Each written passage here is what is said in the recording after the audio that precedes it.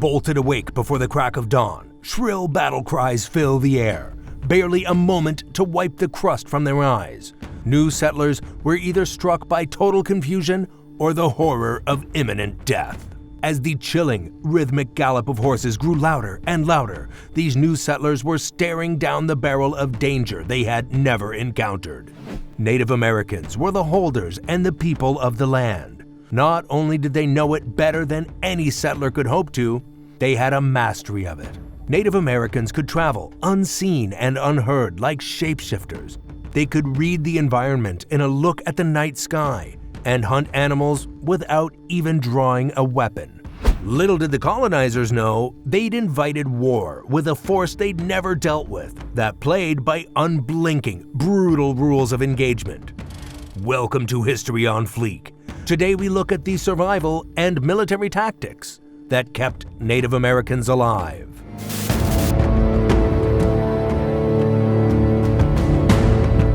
One of the most indispensable survival skills of Native Americans was the ability to travel in near silence. This gave them the ability to sneak up upon enemies and prey, but also the ability to avoid unnecessary conflict and danger.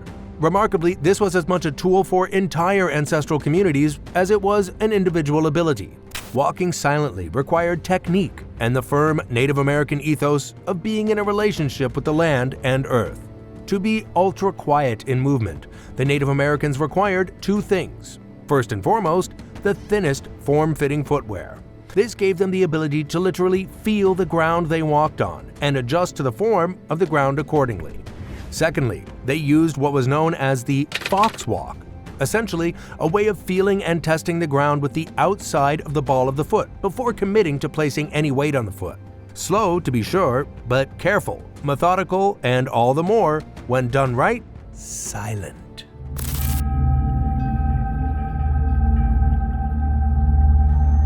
Arguably, the most vital survival technique of Native Americans was the ability to make use of nearly anything and everything that nature has in store.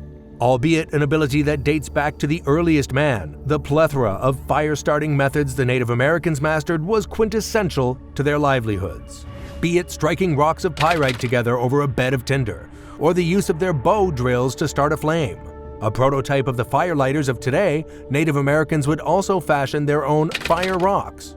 By drilling a hole in a rock and using a dry stick and tinder to create an ember, a fire could be started. Yet starting fires at a moment's notice wasn't all they had up their sleeves. One of the most forgotten and abandoned skills of the modern person is the ability to read and understand the land, because, well, we're pretty detached from it. Yet Native Americans had this capacity in abundance. They could look up to the night sky above them and have a reading of the days ahead, and they could observe and understand the behavior of animals and glean information from this. While sounding nearly mystical to a modern perspective, this was part and parcel of a nomadic and survival-based existence.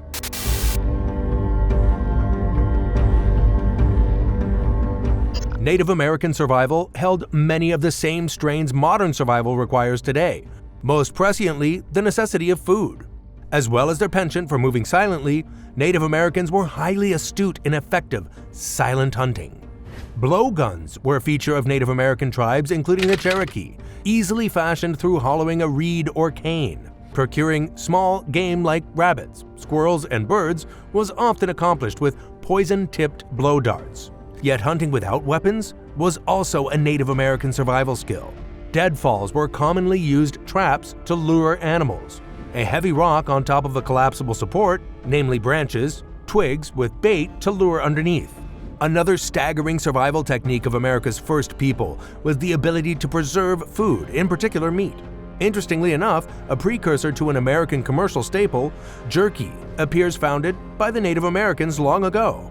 While the process of making jerky today required the technological marvel of a food dehydrator, Native Americans realized drying out meat gave it a much longer life in storage. Moreover, Native Americans learned how to dry out their meat using only fire. Their rendition was a serving called pemmican, adding dried herbs and fruit to the fats and protein of the meat.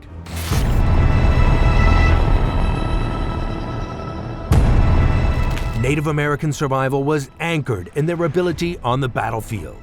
As many a colonizing force would come to learn, the rigid, neat regimentation that had served the Battle of Europe simply did not work against the Native American forces. Frankly, America's first people left the colonizers overwhelmed and frightened more often than not. What is fascinating is how much this was done by design, how much this was a display of mastery from the people of the land. Native American military tactics were nearly polar opposite to the European invaders, and the results were often devastating.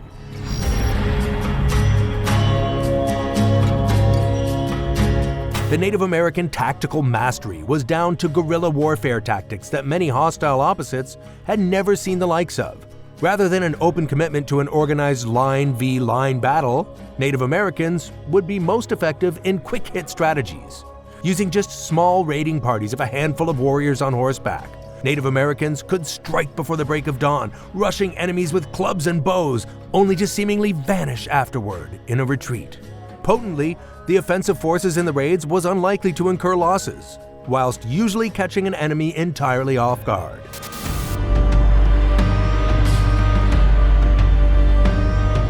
A tactical advantage in warfare the Native Americans effectively mastered was psychological. Before the actual battle, Native Americans knew how to intimidate and psych out their opposition. Quite intentionally, theatricality and hyperviolence were used to destabilize their enemy. While they were communicating with Native American warriors, battle cries were a welcome method of instilling fear in the opposition. Most chillingly, the act of scalping was as much a means of horrifying the opposition as it was a prize of combat to America's first people. Bringing an air of confusion and chaos to the battlefield was a tactical choice. Unlike their colonizer opposition, Native Americans valued independence on the battlefield. Once the chief had been followed into the battle, it was each mounted warrior for himself.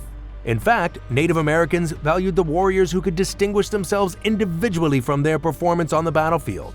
Enlisted European armies, however, were rigorously trained to act in unison as a comprehensive unit. They would have quite literally seen nothing like this, let alone had to face it.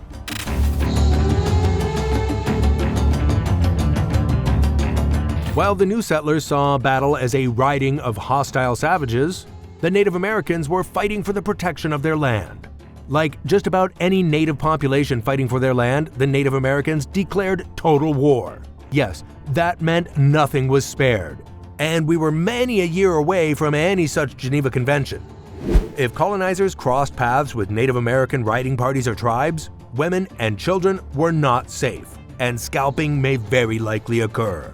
Battle with Native Americans meant a battle to the death, not a carefully considered chessboard-like approach to war as a game. Yet these were the first people, and they were fighting for their land. The preservation of life was valued to the nth degree. The very qualifying reason for the quick-hit raids and ambushes was with this in mind. Native American tribes were more interested in keeping their own alive than wiping out any others. The only possible shame a Native American warrior could experience was surrender. Retreats, retaliation, and ambush were all fair game in total war. Did I mention this was their land? This was not lost on Native American warriors. Europeans, used to the flat, comfortable visibility of battle on an open landscape, were blind to the lay of the land. Famously, Chief Crazy Horse would mislead General George Crook's unit to the bottom of a seemingly innocuous valley. Just moments later, they would be jumped by 1,500 Sioux warriors.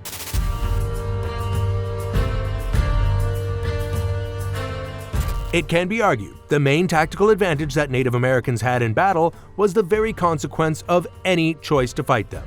Following an absolute shellacking at Fort Duquesne in 1755, Lieutenant George Washington was held in heroic regard for a retreat. The military reputation of one of the United States' founding fathers was built from his ability to recognize just how dangerous the Native American forces were. In fact, following contact with the Europeans, the Native American nations began to draft up their armies, and each tribe had its own set of tactics. Furthering this, Pontiac, the Native American war chief, would lead tribes and purposely educate them in battle formations and further strategy. The British settlers had attempted treaties and agreements with the Native Americans, but had failed to live up to their words. Adaptation was paramount, and that included in the field of battle. Finally, the greatest consequence of taking up arms against the Native Americans was the potential of being taken as plunder by a tribe. It was not unheard of for colonial settlers to be integrated and become full-fledged tribe members of those who had attacked them. Native American tribes did not make racial judgments, and if they'd lost a relative, they may well have been looking for someone to assume the role. Fight the Native Americans if you dare. You may end up one of them. This is History on Fleek, and we'll see you next time.